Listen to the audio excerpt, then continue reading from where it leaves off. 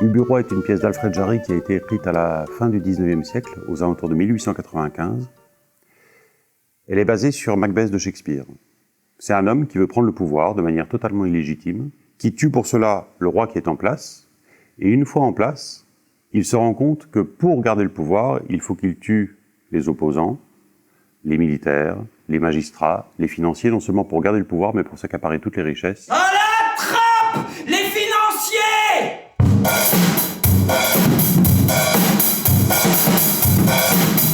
Donc c'est la mise en place d'une dictature qui dérive lentement jusqu'à la guerre contre le tsar de Russie. Il part en guerre, comme il le dit, pour tuer tout le monde, et ça va être un carnage, des milliers de morts. Il va finir dans une grotte, attaqué par un ours, en pleine débandade militaire. Tout ce que je sais, c'est que, malgré mon incontestable vaillance, tout le monde m'a battu.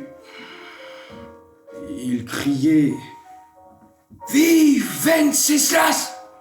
Vive Bougrelas !» comme s'il voulait m'écarteler.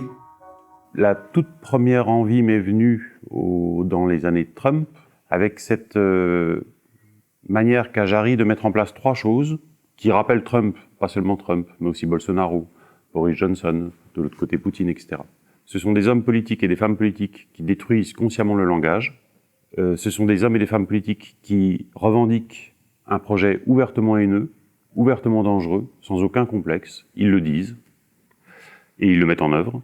Et la troisième chose, ils se mettent au centre de notre attention, ils saturent l'espace médiatique, pas seulement pour faire spectacle, mais pour que pendant le spectacle, on n'ait pas le temps de penser à autre chose, c'est-à-dire aux conséquences de leur politique. Pendant que Trump nous parle du Covid, de la javel qu'il faudrait boire pour éviter ce virus, on ne pense pas aux enfants mexicains qui sont au bord de la frontière, qui sont séparés de leurs parents. On ne pense pas aux milliers de morts que sa politique engendre. Donc c'est comment je sature l'espace médiatique pour saturer les consciences et pour que ces consciences n'aient pas le temps, n'aient pas l'espace de se porter ailleurs. Ensuite, je vous parlerai d'un petit système que j'ai imaginé pour faire venir la pluie et conjurer le beau temps. Ça nous interroge nous aussi, pourquoi nous préférons le spectacle qu'il nous offre plutôt que de regarder vraiment ce qui se passe. Alors c'est comme ça qu'on a essayé de travailler. On a fait une adaptation d'Ubu qui en fait n'est pas tout à fait la pièce originale, c'est vraiment une adaptation pour 4 acteurs, 3 acteurs et une actrice, et qui se recentre essentiellement sur le parcours d'Ubu. Donc tout ce qui est de l'ordre des opposants, etc. est présent dans la pièce, mais tenu par 2 acteurs, 2 jeunes acteurs, Thomas et Bastien, qui jouent tout un ensemble de rôles. Et au centre de ce dispositif, il y a Père Ubu, joué par Paul Tilmon, et Mère Ubu, jouée par Nathalie Beder. Toute l'adaptation se déroule avec Père Ubu quasiment tout le temps au centre de l'espace et de l'attention. Le but étant que le spectateur et que la spectatrice suivent Ubu et aiment suivre le parcours d'Ubu, avec toutes ses outrances, tout son égocentrisme, toute sa mégalomanie, toutes ses horreurs, toutes ses inventions langagières plus terribles les unes que les autres, qu'on adore ça, mais qu'à la fin du spectacle reste des ruines, et qu'on se dise, mais pendant qu'on s'occupait d'Ubu, en fait c'est les périphéries qui étaient importantes, et c'est tout ce qui se passait aux alentours d'Ubu qui aurait dû faire le spectacle. Alfred Jarry dit que Ubu c'est un drame, c'est surtout pas le drame de Ubu, ça c'est certain, mais c'est le drame de tous les autres qui gravitent autour.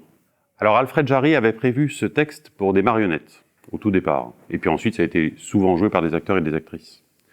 On est parti de ce principe pour la scénographie, nous aussi, c'est incarné avec des acteurs et des actrices en chair et en os, mais la scénographie s'appuie sur ce système de marionnettes, avec le fait que ces marionnettes soient totalement modulables, agençables, selon les besoins du spectacle. Donc on a tout un ensemble de têtes en polystyrène, on a un petit pendu, un squelette de cheval grandeur nature, on a une toile peinte qui monte et qui descend à l'arrière, etc. Et tous les éléments sont agençables comme ça à vue, avec une machinerie qui est totalement à vue, aux besoins et auprès des besoins du spectacle. Ça nous permettait aussi de traiter de la construction d'une image. On sait très bien quand Trump nous raconte des bêtises, que ce sont des bêtises, que c'est du fake, comme on dit, et pourtant on y croit. Ou en tout cas, on fait semblant d'y croire, ou on y croit suffisamment pour que ça puisse nous intéresser.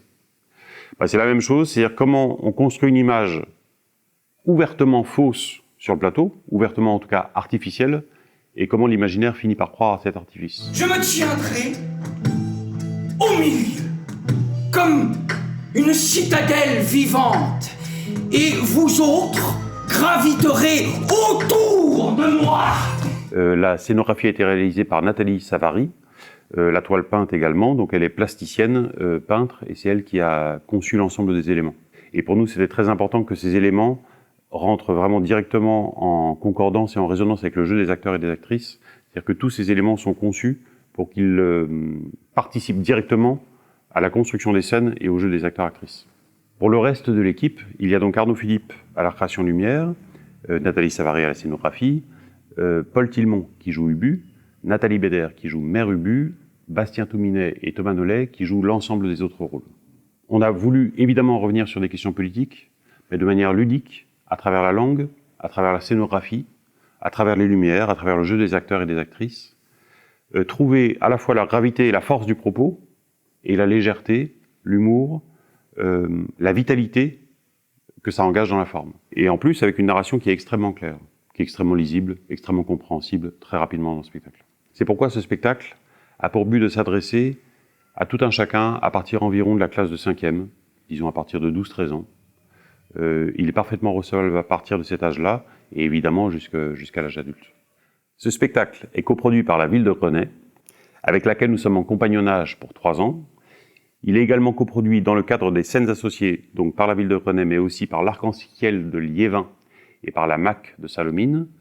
Il l'est aussi par le Studio Théâtre de Stein. Enfin, on reçoit le soutien du Théâtre des Possibles et de l'École Auvray-Norrois, le Théâtre des Possibles à Perpignan et l'École Auvray-Norrois à Saint-Denis. La première aura lieu à l'automne 2024, et à partir de là, il est disponible à la diffusion, avec des avant-premières qui auront lieu dès ce mois de novembre 2023 à l'École Auvray-Norrois.